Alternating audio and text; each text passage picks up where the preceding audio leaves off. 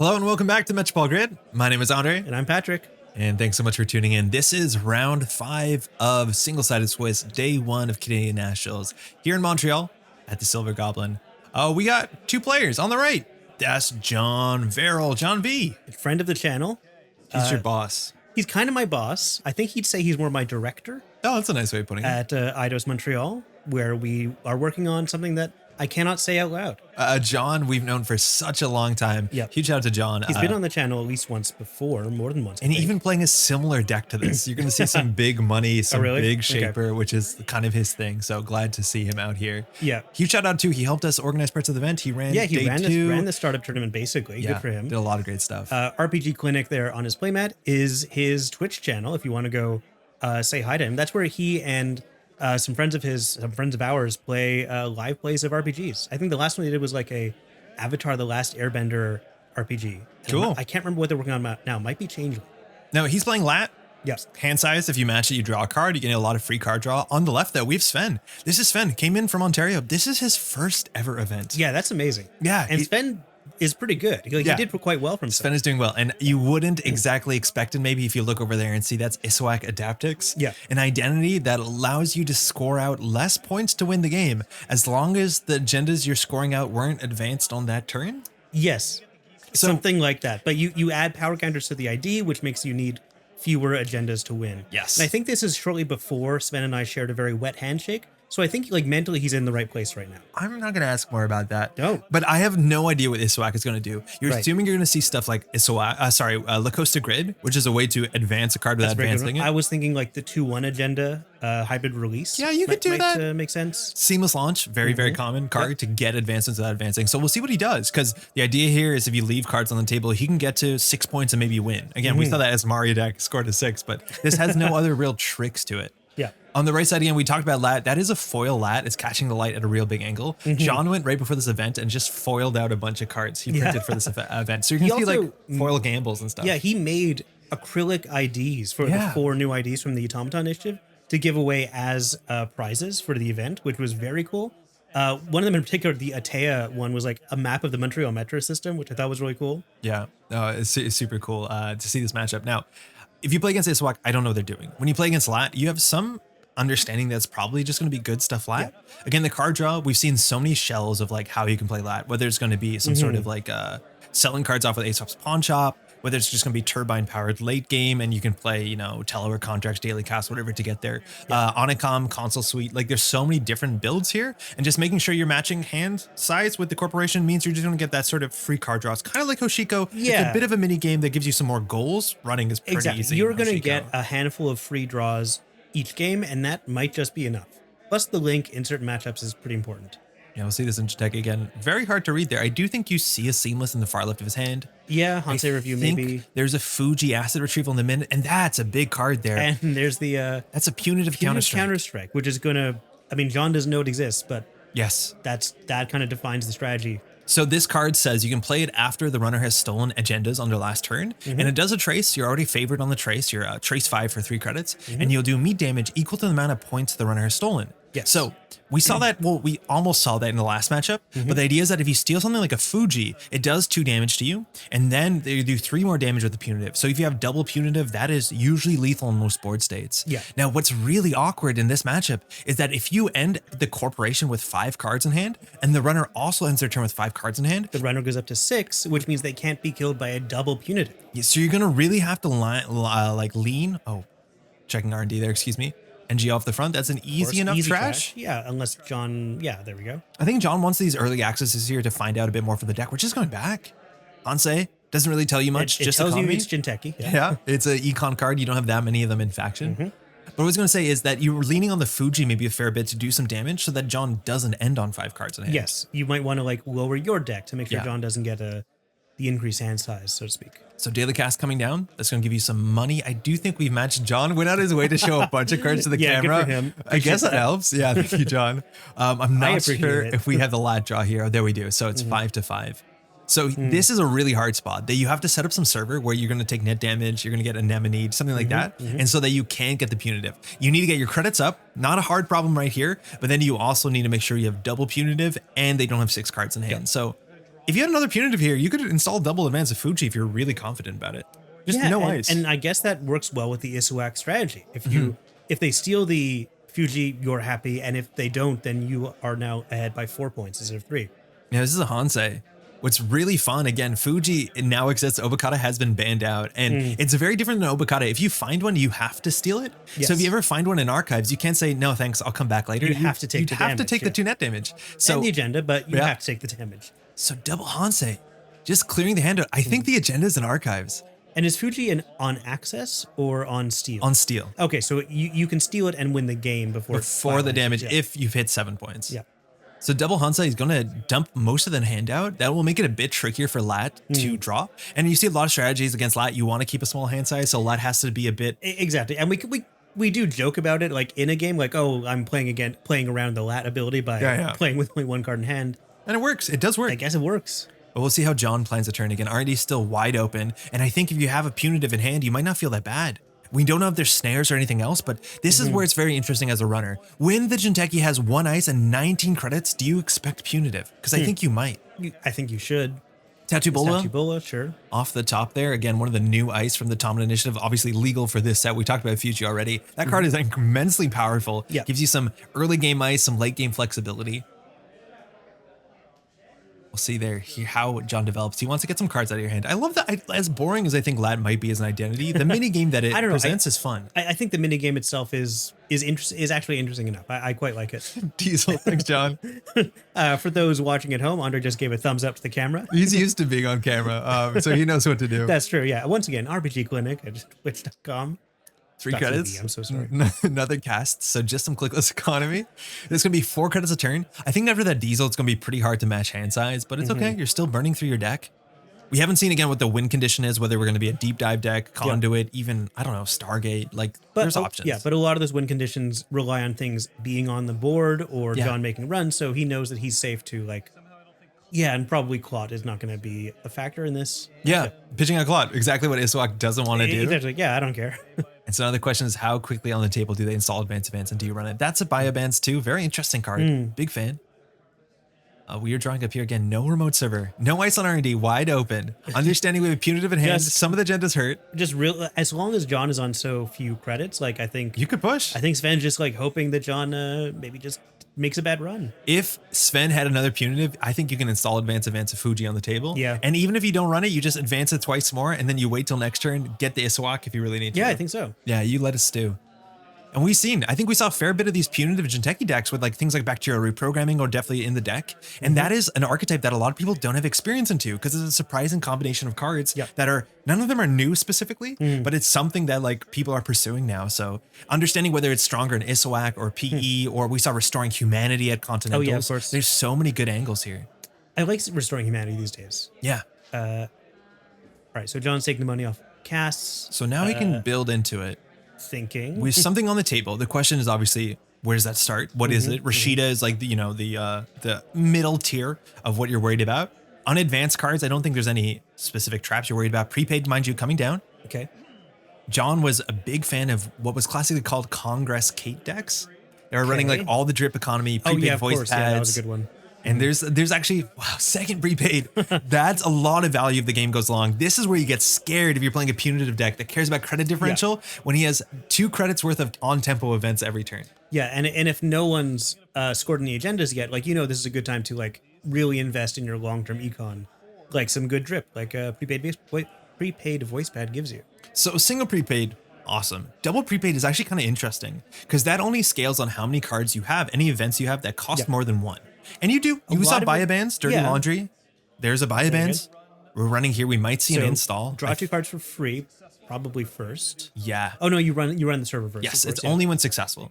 So you can't really install anything. Well, you could. That has a successful run trigger. It will miss that trigger, but you might as well get something down. We don't need 4 cards of trash. Yeah, sure. Wheels, that's cool. Cool. I like wheels. That's a fun include in most decks. I think a lot of decks could use her well. Yeah, this actually suggests to me that we might be on a deep dive. I think that is the nicest way to get some additional clicks. It helps against HP that has Iqua, and that's an Atini off the top. Okay. New code gate, net damage, currently, or credits your choice. Generally, in the early game, if you face check into this, you make some combination. Yeah, exactly. You can make the best possible version of that. Yeah. We talked about it in another punitive Counter-Strike game, it's a good punitive Counter-Strike ice because no matter Yeah. what, the Counter-Strike player is like, yeah, this is good. This is what I wanted. I want you to either be poor or have fewer cards. So Sven, now thinking through again, 0 credits seems like if you find a 5-3 off the top of the deck, how big of a problem was there? Right. Do you just stumble into the 5-3, the Fuji, and do you die there? Like Sven is leaving R&D open. He has ice. We know it. Regolith, just Okay. getting res, just big, more money. Yep. I think John might slowly be piecing this together. However, if you play lat and you play safe, you have that 6-card hand size. It is You have the kind of 6-card up hand to size you. most of the time. Yeah, exactly. It's up to the corp. It is up to the corp. Like you don't have full control over it. Yeah, to present some sort of like line that's very difficult. Mm-hmm.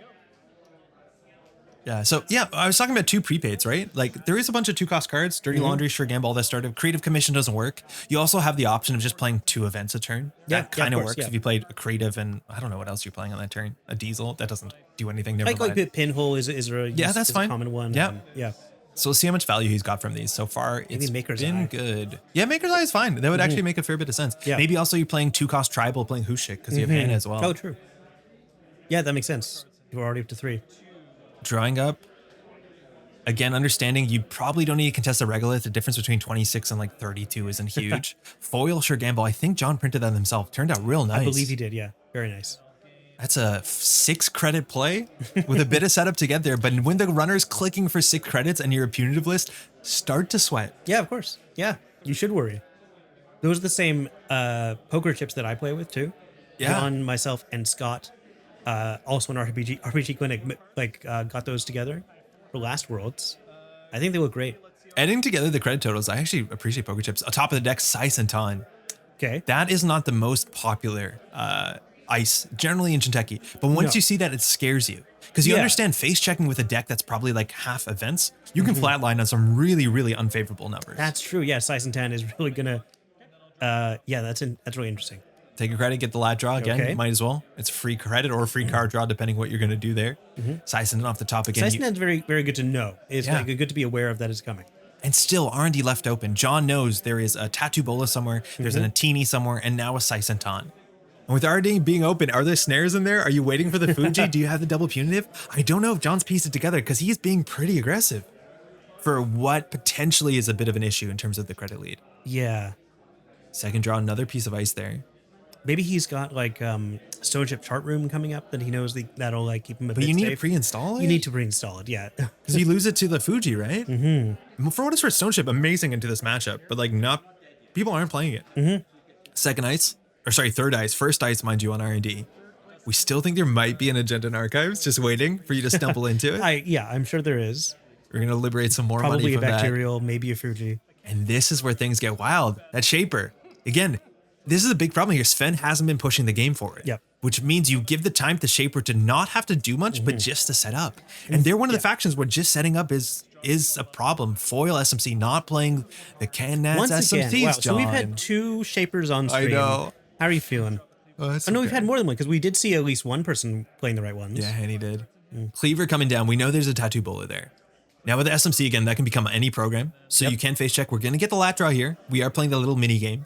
As exciting. It actually is quite fun. And we're still drawing up. 29 to 12. We're going to get 2 more credits in. I think we missed out at the prepaid for the last couple turns, I think. Maybe? And just drawing deeper. I think. Like it's unfortunate. Like John was making the kind of risky plays that Sven wanted him to make. Yeah. And wasn't able to it just capitalize. wasn't paying off for him. Yep. And right now, at this point, he might realize, again, putting the ice on everything slows him down and stops him from making those potential plays. I don't know if it's Shaper, if you're excited to run R&D for single access to pop your SMC. Like, you generally want to control the remote server now till you get your breaker suite set up, and then you might push in Yes, for centrals, sure. get a conduit down. Looks like upgrade. Upgrade on the Regolith server. And we'll see here, Sven has some work to do. Yeah. Again, if he has any ways to cheat cards at hand at instant speed. So, like, Dado Loop is still in the format, if I'm not mistaken. Yes, I believe that's that's a Mars cycle. Red Send finished. That actually sequencing is really interesting because if you finish the Regolith before putting in the thing, they don't know if it's an upgrade or an asset or That's true, agenda. yeah. And now John knows it's an upgrade. Now that's not strictly better or worse. If you don't want him to run your upgrade, like it's interesting. fair, yeah. The order in there on that turn is actually really Playing important. with the information that you're giving John. Yeah. I don't know if that's But fundamentally, you are giving John more information, which I think is almost always wrong. But yeah, that's what I'm Yeah. insinuating a bit. But you are correct. Like, if you can convince John to run elsewhere, That might be good. That's good. Exactly. You can always argue for the opposite side. And I do. Almost all the time. Oh no. So now, whether John plays the event or the event is trashed from net damage, he gets to draw to recover from that. Yes. And Anakin, that's going to make it even harder to kill him. so when an event is trashed, which it is trashed after resolution, you get a free card draw. So that diesel was for 4 cards. But very importantly, if damage eats a card from your hand, like a punitive, a Fuji, you're just going to get a free card draw. 3rd prepaid? I don't know what's going on. There's not that many cards that will give you that value. But sure gamble for 7 is a start. Yeah, there we go. Oh, Anakin, Lat, and Just- your punitive matchup. Yeah, we're still not at surviving punitive level, but With the Anakim, you are. with the Anakim you are, yeah. Like, you don't So, triple punitive anyone. I've never seen it. Well, it's been a long time since I've seen it. yeah. Throwing out a jailbreak, that's cool to know. That is actual, like, single pressure in a single card. Yeah, interesting card if you're going for all prepaid voice pads, though. I feel like you could. Yeah, Yes, it's, maybe yes, play it's a Maker's very Eye. easy event for the Anakam, but like Maker's Eye, I think I would prefer. Yeah. So we'll see here again. The walls are closing in here a bit on Sven.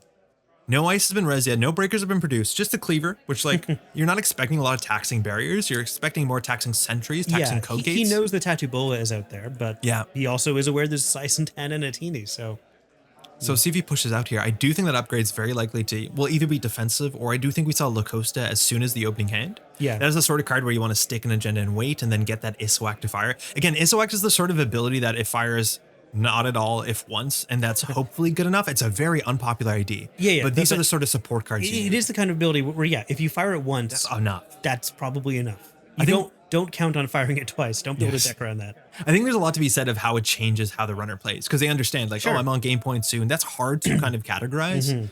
But install here, double advance is the start. So that means if that is Lacosta, sorry, that's single advance, I think. That looks like a single advance. Yeah, Went from it's single 32 advance. to 31. So the idea is that if you do install double advance, and that is a Lacosta, okay, there you go. Install, advance. The idea is that you can get the free Lacosta advancement, you can seamless, and then you can score a 4-point 3-pointer with the Yes. Issuaq text functionally, the way it works. But now we'll see if John is going to challenge this. A single SMC, if you have a simul chip, you can get through 2 ice. Again, you assume one of them is a Sentry, one of them is a Natini, probably. I'm not sure if that first ice came out sooner than we saw the Tattoo Bola. I think it might have. First, I cannot remember because I feel like there was no remote for a long time. Yeah. So yeah, I think the first ice went down after the Tattoo Bola. So John is considering challenging. He has, oh, that's huge. Simul chip is going to help. So that lets you play the same SMC twice, so you can produce your whole breaker suite here if you want. Turbine, Okay, just hard casting it from that's hand. good with the cleaver. Yeah. Not that you expect that many high strength barriers, but overclock for the remote server. That is free. It gets you 5 credits and a Yeah. run, a lot of click compression, let alone will draw a card once it finishes. So now Sven has to piece this out. If this is an agenda, again, this could be a punitive window. 30 to 11, you're actually feeling okay about this. The question is, how many cards does John has in hand? He just played 2 from hand. He will 3 from hand. He will draw back up 1. Yep. And I think he only has 1 or 2 clicks left. So if that is a 5-3 or Fuji and you have the double punitive, it might be an issue. There's those ants. A teeny. Teeny, of course, makes sense. Res for 6. What do you think his decoder is? Are we on Golo? I think we might be on Buzzsaw if we're on Turbine. Buzzsaw would make a lot of sense. I would like to see more Buzzsaws with Turbine. It's only 1 influence. Yeah, it's a fair bit lower. So that will come in at 5 strength, which eats a teeny for 2 credits. There we go, Buzzsaw. There, yeah, nice. Okay, so fixed strength. Mind you, the Turbine gives that +2 strength permanently. So it's 5 strength. You're not going to have to boost in that with 2 subroutines. That's just 2 credits. So while you did have to spend a few cards getting through that, that's probably one of the best ways you can break this right now in the standard format. That's right. Yeah, 3 subroutines for broken for 2 credits. Perfect. But now 8 credits still. We've used all of the overclock paying that SMC cost. So we're assuming this to be a Tattoo Bola. That's only a 1 credit break, but the cool thing about Tattoo Bola is like it pushes you forward if you're worrying about those punitive maths. But 8 to 24. See if there's a res here. I don't know the most expensive thing. It is There's a just the Tattoo Bola. Makes sense. So this could potentially be a 5 credit econ swing. As long as Sven has an ice in hand to swap it with. Which I probably does. I think the Sicentan is probably still in hand, unless that's over R&D. I'm not sure. Yeah. Okay, we're swapping it out. Yeah, a 3 credit swing, mind you. You resed it for 2, but you're going to res it no matter what, I reckon. And so we're swapping that in. So now you can access advanced card and an upgrade. You worried about traps? You worried about agendas? What is John worried about right now? I don't know. I don't know if he knows it's a punitive list because this is a risky run. We're popping it. It's an accessing. NGO. Okay, good. Okay. Yep. So just another swing here. Yeah, just draining John's resources, seeing what John can produce. Yeah. Now, John is set up. He was going to pay that cost anyways. Now, the problem is he runs a remote server for probably 4 credits. You can't really tax him out here. Yep. So, but he you have to doesn't push have a lot. a killer right now. We're going to check that upgrade. I'm assuming it's not defensive, otherwise it would have been res. So probably, there you go, the Lacosta grid. So this card places advancements. It doesn't advance cards. So Yes. it works very naturally with Issuaq. Definitely correct to trash it, but it does leave John at 3. Of course, he can get back to what he needs to pretty quickly with the prepaids. Overclock will draw here off the Anacam if he hasn't. There you go. Perfect. He's been getting his triggers pretty well.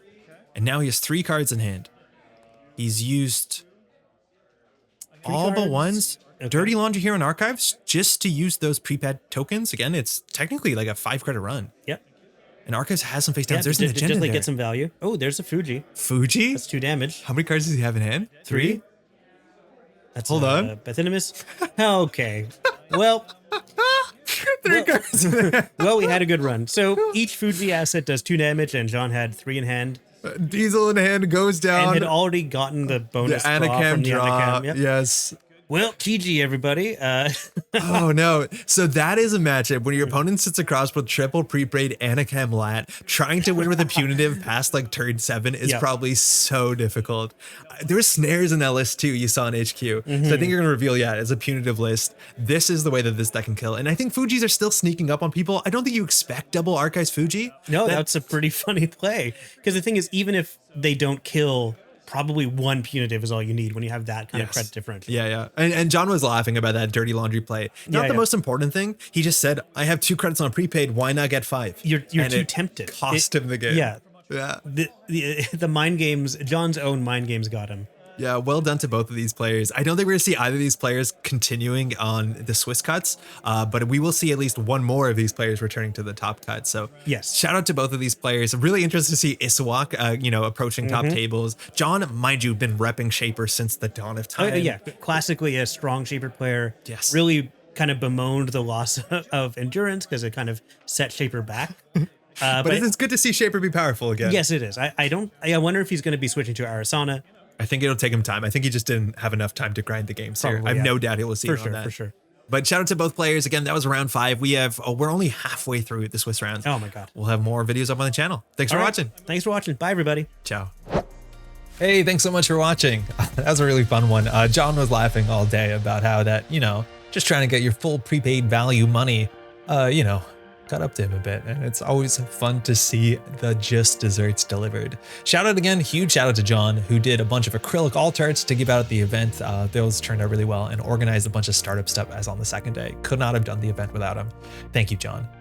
On Sven's side, again, Issuaq, really cool to see. This was Sven's first event that he came out to, so huge shout out to that, and he did really quite well. I'm not actually sure whether the Issuaq ability was relevant throughout the day, but you'll see more Sven on this channel because he made top 8 playing some Issuaq Adaptics, which was not something I was expecting going into that event. Again, huge shout out to all these names here and more. These are just some of the patrons for the channel, the Métropole Grid. Again, these videos take a lot of work to get in, and this simply wouldn't be happening without the support from all these people. So thank you so much to all these folks and all the Daily Cast contributors. Your support is incredibly appreciated. And with that, we'll be back with another video later this week. And I think from that point forward, we're gonna be kicking up to 3 videos. And we're gonna have some guest commentators as well. That did great though. Thanks for watching. Ciao.